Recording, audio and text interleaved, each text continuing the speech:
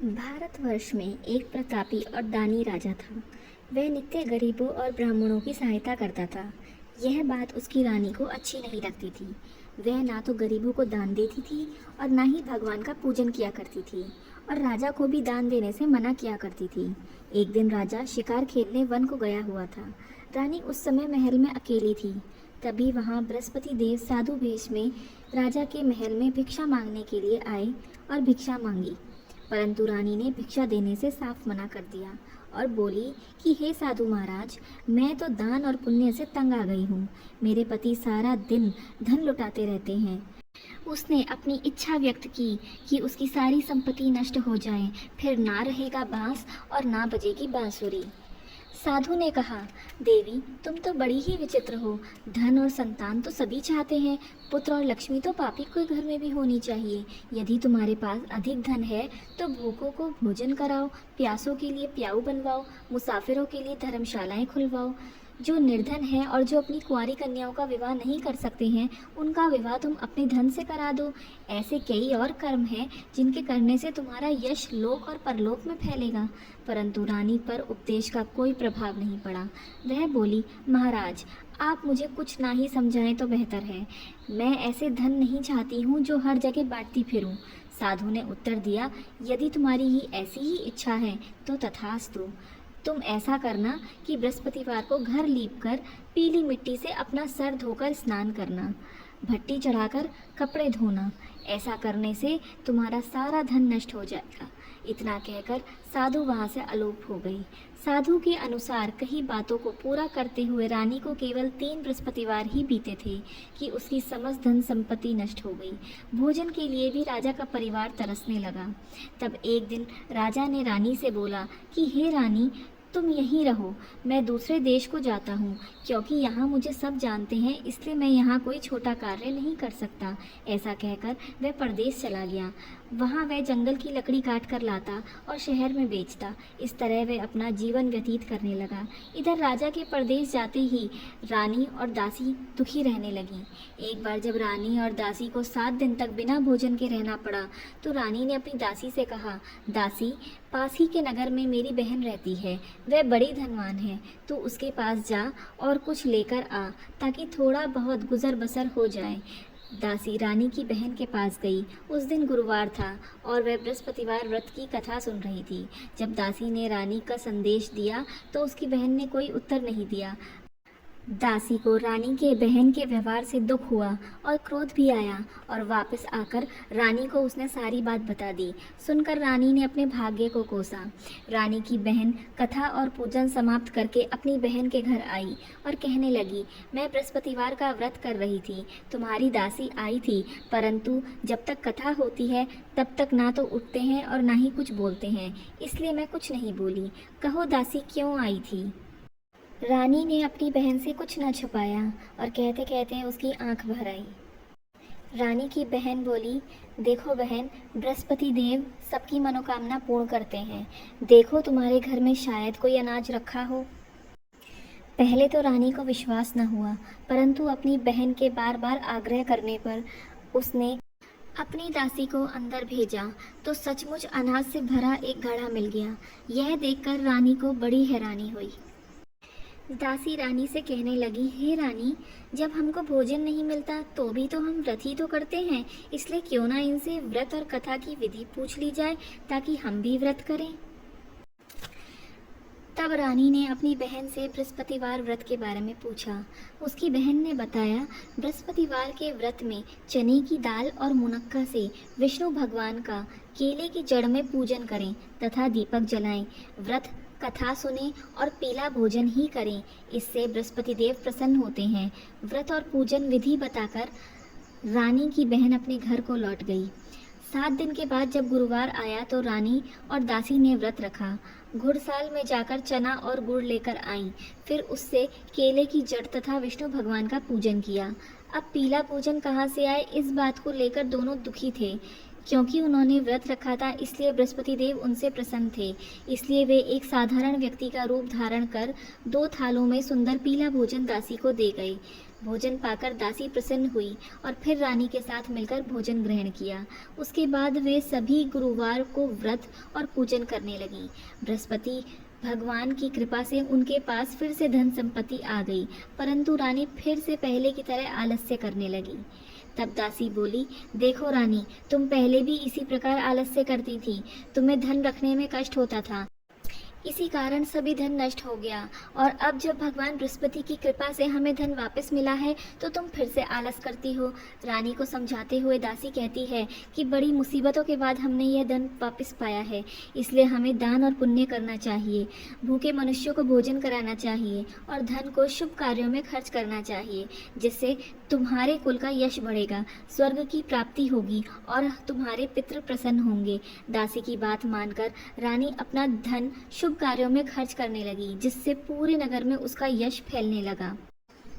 उधर राजा एक दिन दुखी होकर जंगल में एक पेड़ के नीचे आसन जमाकर बैठ गया। वह अपनी दशा को याद करके व्याकुल होने लगा। बृहस्पतिवार का दिन था। एकाएक उसने देखा कि निर्जन वन में एक साधु प्रकट हुए। वह साधु भेष में स्वयं बृहस्पति देवता थे। लकड़हारे के सामने आकर बोले, हे लकड़हारे, इस सुनसान जंगल में तू चिंता मग्न क्यों बैठा है?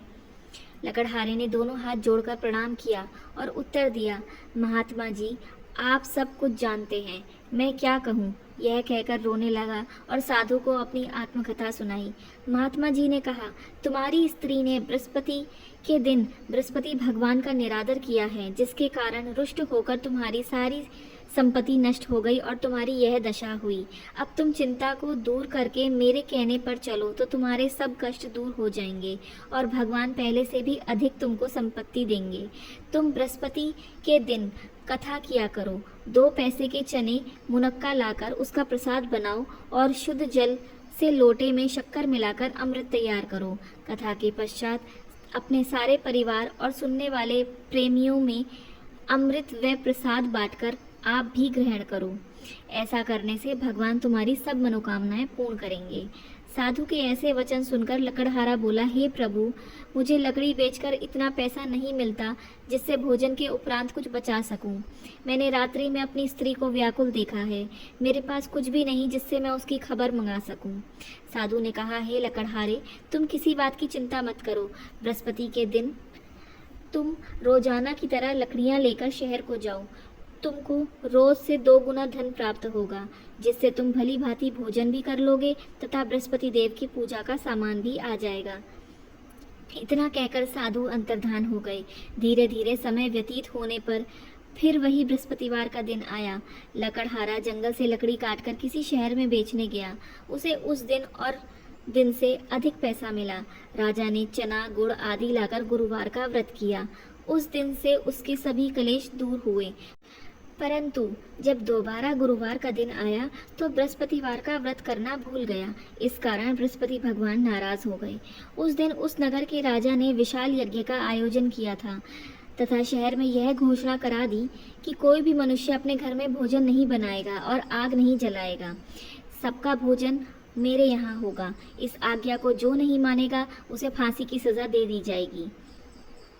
राजा की आज्ञा अनुसार शहर के सभी लोग भोजन करने आए, लेकिन लकड़हारा कुछ देर से पहुंचा, इसलिए राजा उसको अपने साथ घर ले गए और ले जाकर भोजन करा रहे थे तो रानी की दृष्टि उस खूंटी पर पड़ी जिस पर उसका हार लटका हुआ था। वह वहां पर उसको दिखाई नहीं दिया। रानी ने निश्चय कर लिया कि मेरा हार इसी मनुष्य ने चुराया है। उसी समय सिपाहियों को बुलाकर उसको कारागार में डलवा दिया।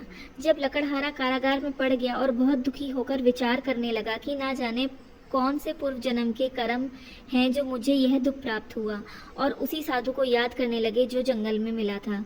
उस समय तत्काल बृहस्पति देव साधु के रूप में प्रकट हुए और उसकी दशा को देखकर कहने लगे, अरे मूर्ख, तूने बृहस्पति देव की कथा नहीं करी, इस कारण तुझे दुख प्राप्त हुआ है। अब चिंता मत कर, बृहस्पतिवार के दिन कारागार के दरवाजे पर 4 पैसे पड़े मिलेंगे, उनसे तू बृहस्पति देव की पूजा करना, तेरे सभी कष्ट दूर हो जाएंगे। बृहस्पतिवार के दिन उसे 4 पैसे मिले। लकड़हारे ने कथा कही। उसी रात्रि को बृहस्पति देव ने उस नगर के राजा के स्वप्न में कहा, हे राजा, तुमने जिस आदमी को कारागार में बंद किया है वह निर्दोष है, वह राजा है, उसे छोड़ दो। रानी का हार उसी खूंटी पर लटका है, अगर तू ऐसा नहीं करेगा तो तेरा मैं पूरा राज्य नष्ट कर दूंगा। इस तरह रात्रि के स्वप्न को देखकर राजा प्रातःकाल उठा और खूंटी पर हार देकर लकड़हारे को बुलाकर क्षमा मांगी तथा लकड़हारे को योग्य सुंदर वस्त्र आभूषण देकर विदा कर दिया। बृहस्पति देव की आज्ञा अनुसार लकड़हारा अपने नगर को चल दिया। राजा जब अपने नगर के निकट पहुंचा तो उसे बड़ा आश्चर्य हुआ। नगर में पहले से अधिक बाग, तालाब, कुएं तथा बहुत सी धर्मशाला, मंदिर आदि बन गए थे। राजा ने पूछा, यह किसका बाग और धर्मशाला है? तब नगर के सब लोग कहने लगे, यह सब रानी और बांदी के हैं। तो राजा को आश्चर्य हुआ और गुस्सा भी आया। जब रानी ने यह खबर सुनी कि राजा आ रहे हैं तो उन्होंने दासी से कहा कि हे दासी, देख राजा हमको कितनी बुरी हालत में छोड़ गए थे, हमारी ऐसी हालत देखकर कहीं लौट ना जाए, इसलिए तू दरवाजे पर खड़ी हो जा। आज्ञा अनुसार दासी दरवाजे पर खड़ी हो गई। राजा आए तो उनको अपने साथ ले आई। तब राजा ने क्रोध करके अपनी रानी से पूछा, यह धन तुम्हें कैसे प्राप्त हुआ? तब उसने कहा, हमें यह धन बृहस्पति देव के इस व्रत के प्रभाव से प्राप्त हुआ है। राजा ने निश्चय किया कि 7 रोज बाद तो सभी बृहस्पति देव का पूजन करते हैं, परंतु मैं प्रतिदिन दिन में 3 बार कहानी तथा रोज व्रत किया करूंगा। अब हर समय राजा के दुपट्टे में चने की दाल बंधी रहती तथा दिन में 3 बार कहानी कहता था। एक रोज राजा ने विचार किया कि चलो अपनी बहन के यहाँ हो आता हूँ। इस तरह निश्चय कर राजा घोड़े पर सवार हो अपनी बहन के यहाँ चलने लगा। मार्ग में उसने देखा कि कुछ आदमी एक मुर्दे को लेकर जा रहे थे। उन्हें रोककर राजा कहने लगा, अरे भाइयों, मेरी बृहस्पति देव की कथा सुन लो। वे बोले, लो, इतना बड़ा दुख हो गया है, इसको अपनी कथा की पड़ी है। परंतु कुछ आदमी बोले, अच्छा कहो, हम तुम्हारी कथा सुनेंगे। राजा ने दाल निकाली और जब कथा आधी हुई तो वह मुर्दा हिलने लग गया, और जब कथा समाप्त हुई तो राम राम करके वह मनुष्य खड़ा हो गया। आगे मार्ग में उसे एक किसान खेत में हल चलाता मिला। राजा ने उसे देख और उससे बोले, अरे भैया, तुम मेरी बृहस्पतिवार की कथा सुन लो। किसान बोला, जब तक मैं तेरी कथा सुनूंगा तब तक 4 हरैया जोत लूंगा, जा अपनी कथा किसी और को सुनाना। इस तरह राजा आगे चलने लगा। राजा के हटते ही बैल पछाड़ खाकर गिर गए तथा किसान के पेट में बहुत जोर से दर्द होने लगा।